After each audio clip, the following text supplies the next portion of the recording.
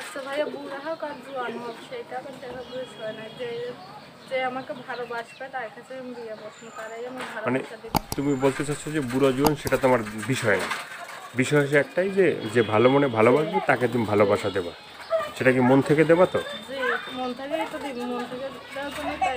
ভেজাল নাই তো কোনো? না, ভেজাল নাই।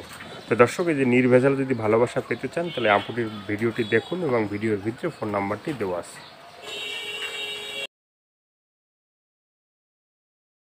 প্রিয় দর্শক, দেশ এবং প্রবাসী এই মুহূর্তে যে যেখান থেকে আমাদের ইউটিউব চ্যানেলটি দেখছেন সবাইকে প্রীতি এবং শুভেচ্ছা জানিয়ে শুরু করছি আজকের প্রতিবেদন। তো দর্শক, আপনারা দেখতে পাচ্ছেন যে আমার সামনে একজন বোন দাঁড়িয়ে আছে। আজকে আমরা আসছি বোনটির জীবনের গল্প শুনবো। আপু আসসালামু আলাইকুম। ওয়ালাইকুম আসসালাম। কী নাম ভাই?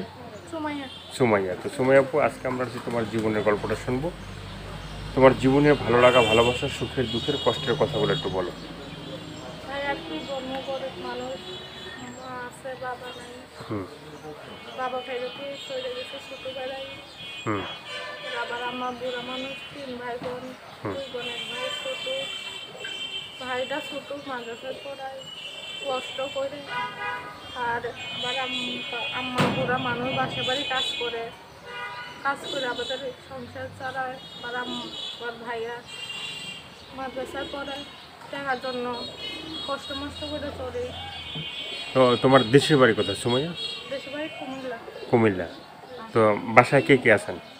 বাসায় আমার আম্মা, হুম তারপর 2 বোন 1 ভাই ছোট। 2 বোন 1 ভাই, মানে তুমি আর তোমার একটা বোন আছে। ছোট ভাই। ছোট ভাইটি কি মাদ্রাসায় পড়ে? বাবা কি করেন?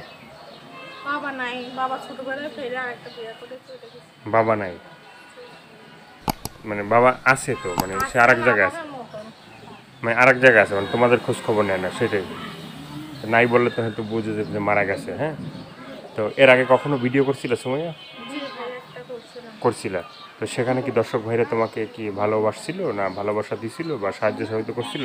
না ভাই, সবাই খালি আশা দেয়, হুম কিন্তু কেউ সাহায্য করে নাই। বলে যে সাহায্য করবো, তুমি পাশে এসে দাঁড়ানো, কেউ আমার সাহায্য করে নাই। মানে কেউ তোমাকে সাহায্য করে না, সবাইকে আশাই দেয়, হ্যাঁ, বাসা বাঁধে না। তা তুমি কি বাসা বাঁধতে চাও?